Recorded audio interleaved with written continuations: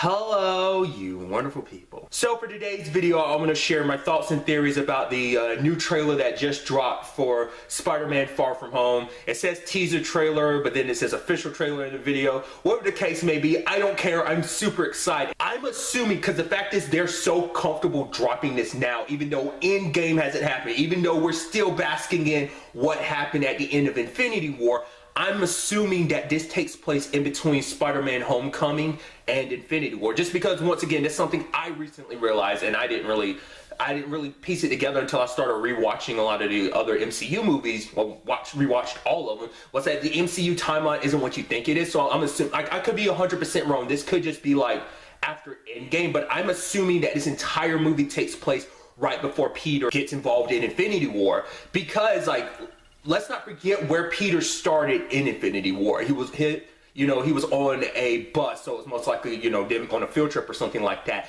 That's most likely them coming back from Europe. I think that's how they're going to tie that all together. I could be 100% wrong on that.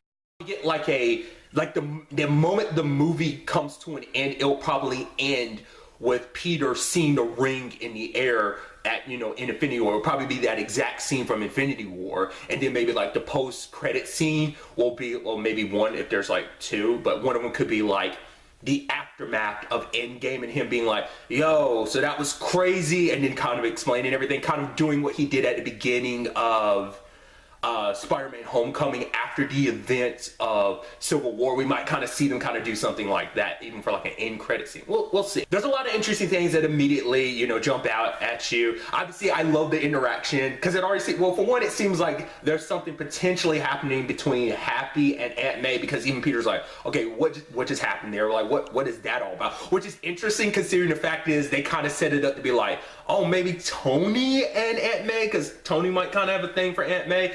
I don't know.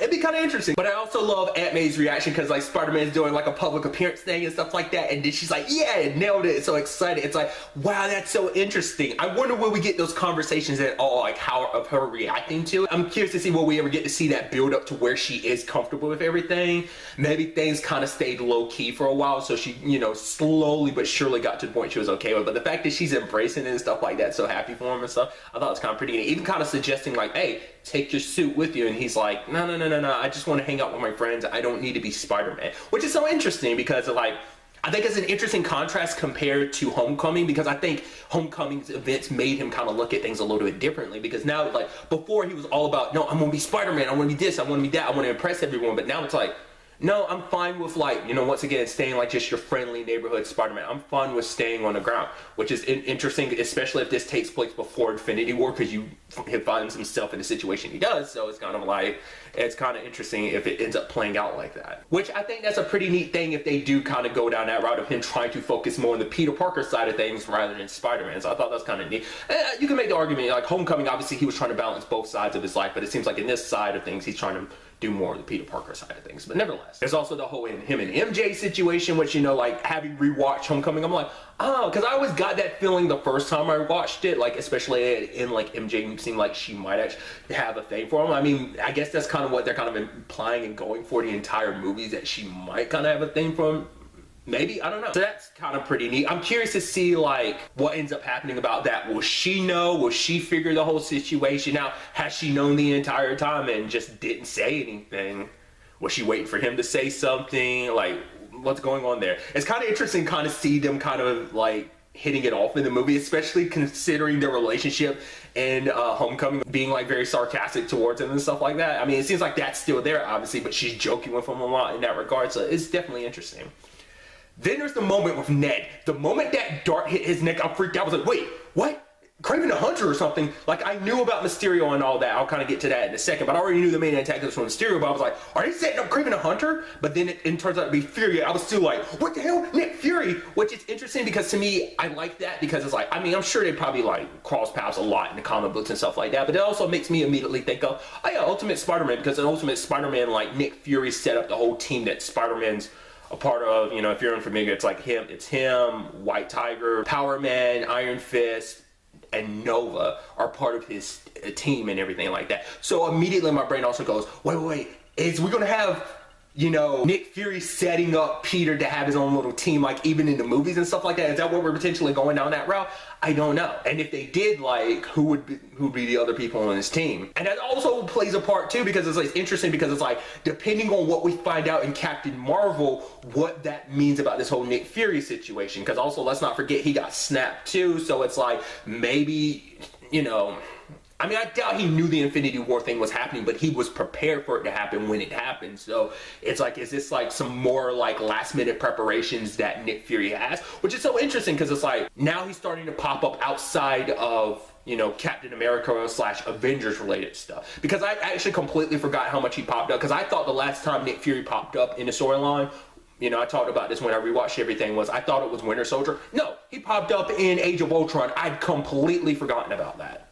And now, obviously, he pops up in Infinity War, but now it's like he's echoing, like, outside of that, too. So maybe that speaks volumes about that. Like, you know, the fact is that he's in a Spider-Man movie. I don't know. I also thought it was kind of interesting that Peter knew exactly who Nick was. I mean, because that's the thing. I never know how much people in the MCU, their general knowledge is. Like, does he only know about Nick Fury just by reputation? Or is it because it's like, no, Mr. Stark told me about you and, like, all the stuff that y'all have been a part of and stuff like that? I don't know. Like, there is a whole SHIELD situation, but I forget, like, what's public knowledge and what isn't. And then, obviously, we gotta talk about the other big thing, too, like, the villains and stuff like that. It looked like that was Sandman and Hydro Man, which I don't know if those are typically ever together. Like, I don't know whether those are two separate things of, like, oh, man, Sandman shows up, Peter works with Nick Fury and just, like, bam, bam, takes him down.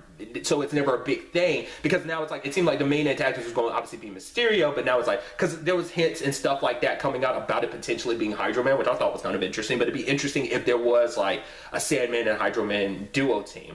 But then you had that interesting thing of like, you see Mysterio show up and he's trying to fight Hydro Man, and it's like, wait, what?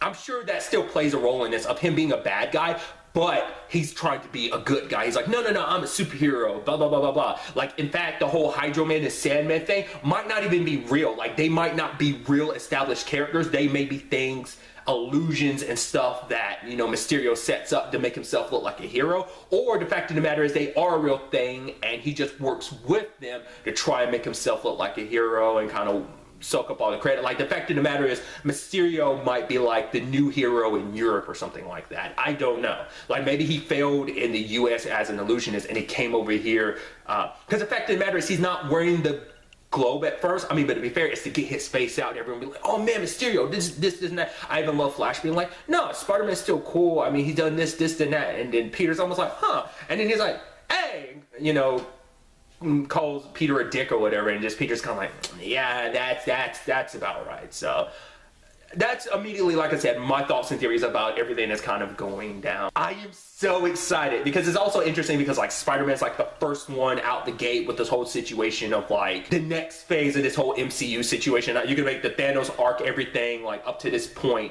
from Iron Man 1 to Endgame is arc 1, and Spider-Man Far From Home is going to be like the beginning of arc 2, which is definitely going to be interesting. But really, that's all I wanted to talk about in this video. Till the next time, me, be happy, be safe, live life to the fullest, and enjoy it. Good day and goodbye.